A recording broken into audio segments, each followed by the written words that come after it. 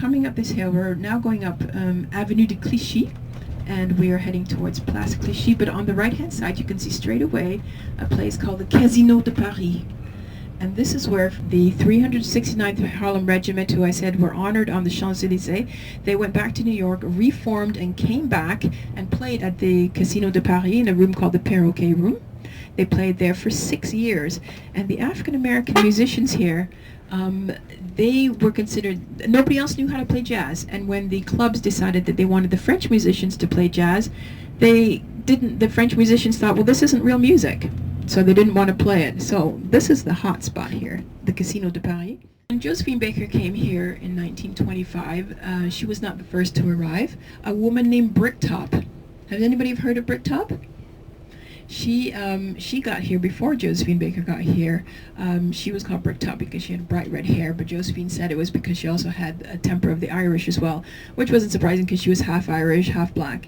But Bricktop she was used to, in the state, to performing in big clubs and having the great treatment. But when she came to Paris, she was booked into a place called Le Grand Duc.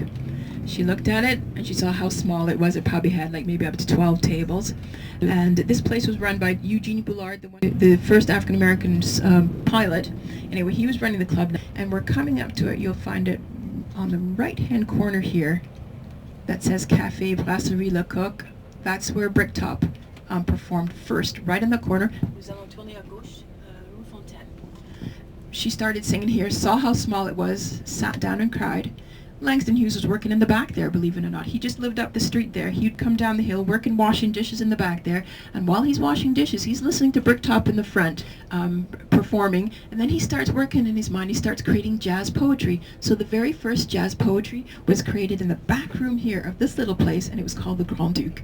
Well, you know, Bricktop was an entrepreneur. She didn't stay there long. She crossed the street, right where it says Nicolas. We think it's right on this corner here, but we know it is across the street from where she was formerly employed. And she opened her own place, Bricktops, and it was a huge success. She had people like Scott Fitzgerald came, Hemingway, Cole Porter was there.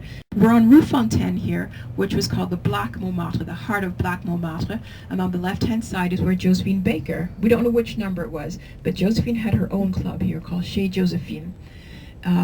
Of course, Josephine was used to the high style, and it was expected of her in her club. It was one of the most expensive in the city.